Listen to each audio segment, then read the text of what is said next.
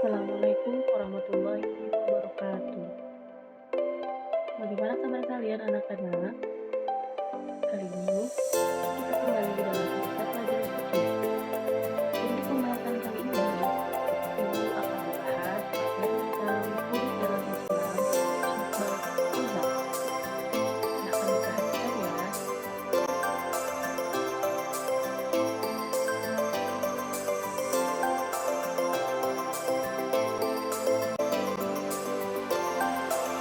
Dalam pembahasan qadha kali ini, ada beberapa poin yang akan Ibu jelaskan. Yang pertama, pengertian qadha. Kedua, ketentuan hak qadha. Ketiga, syarat wujudnya hak qadha. Dan yang keempat, makna qadha. Pengertian qadha. Menurut bahasa, qadha itu berasal dari kata qadha yang artinya melempar atau melempar. Menurut istilah, qadha adalah seorang milik berbuat dengan tuduhan secara tangan melemparkan pada seseorang tanpa bukti yang nyata. Maka dalam kasus ini, ketika ada seseorang yang menuduh orang baik-baik berbuat zina, disebabkan ia tidak mau mempunyai bukti yang kuat, maka hal ini bisa dikategorikan dalam hukum qadha. Hukum qadha merupakan salah satu dosa besar yang diharamkan oleh syariat Islam. Di antara dalil-dalil yang menegaskan keharaman qadha adalah firman Allah surah An-Nur ayat 23 yang berbunyi, A'udzubillahi minasyaitonir rajim. Bismillahirrahmanirrahim. Innal ladzina yarmuna al-muhsanati wal ghafilatil mu'minat lu'inu fid dunya wal akhirah wa lahum 'adzabun alim. Artinya, sungguh orang-orang yang menuduh perempuan-perempuan baik yang mulia dan beriman dengan Tuhan berzina, mereka dilaknat di dunia dan di akhirat, dan mereka akan mendapat azab yang besar.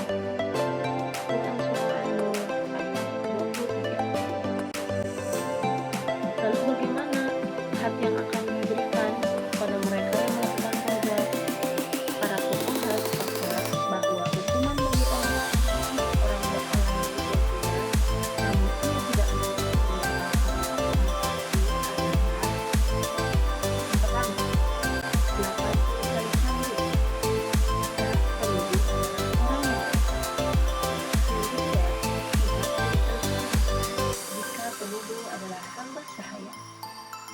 Ketentuan had ini sesuai dengan surah Al-Quran yang berbunyi, walladzina yarmuna al-muhsanati tsumma lam yatubu bi arba'ati syuhada fajliduhum samanina jaldah. Fajliduhum samanina jaldah di sini adalah 80 kali cambuk. Maka jelas ya, di ayat ini dijelaskan bahwa mereka yang berdosa, kemudian mereka tidak bisa mendatangkan keterangan saksi, maka mereka akan dicambuk sebanyak 80 kali cambukan. Wala taqbalu lahum syahadatan abadah wa ulaika humul fasiqun, dan tidak akan diterima kesaksian mereka selama-lamanya, dan mereka termasuk dalam dosa. Ketentuan hak qadha. Orang yang menuduh seseorang berbuat zina dapat dikenakan hukuman keras seperti yang di atas jika memenuhi syarat-syarat sebagai berikut. Yang pertama, qazi atau orang yang menuduh zina. Sebenarnya orang yang mati berasal dan tidak dipaksa. Untuk syarat maksud, orang yang dituduh berzina adalah orang yang baik, berakal, Islam, merdeka, dan kehormatannya seperti sekarang. Adapun yang ketiga, maksudi, suatu yang digunakan menuduh zina. Pernyataan tuduhan zina baik lisan maupun tulisan sesuai syarat dengan pernyataan dua orang saksi bahwa penuduh telah menuduh orang baik-baik berbuat zina. Nah, ketika tiga syarat ini terpenuhi, maka orang tersebut bisa dikenakan hukuman qadha. Namun, apabila salah satu dari ketiga syarat ini belum terpenuhi, orang tersebut belum bisa dikenakan hukuman qadha.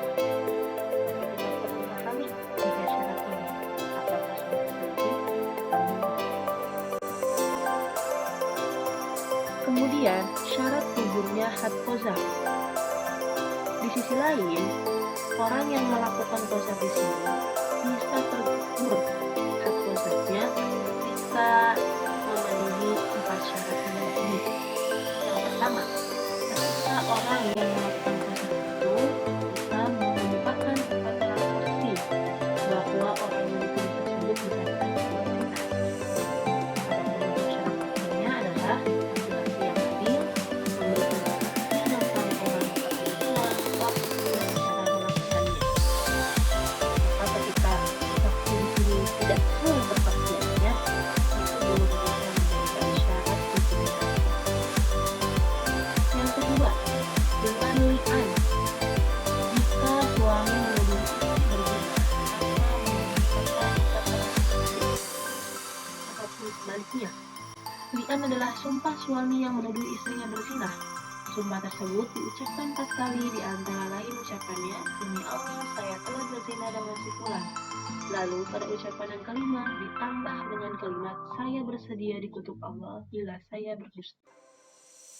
Kemudian yang ketiga, orang yang dituduh memaafkan orang yang menuduh.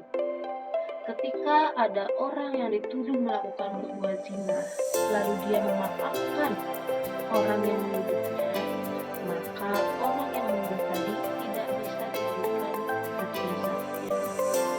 Kemudian yang keempat, bila yang dituduh membenarkan tuduhan penuduh.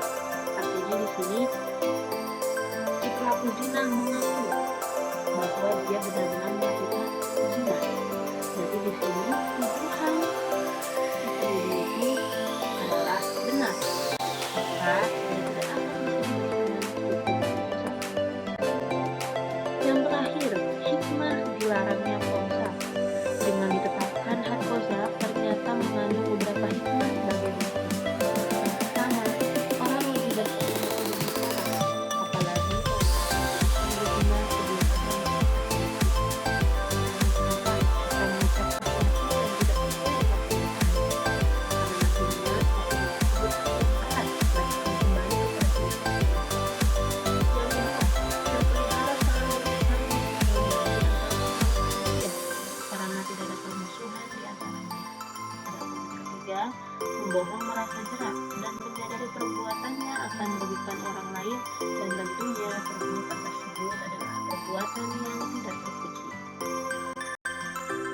Baiklah anak-anak, untuk materi qadzaf kita cukupkan. Mudah-mudahan bisa bermanfaat bagi kalian semuanya. Assalamualaikum warahmatullahi wabarakatuh.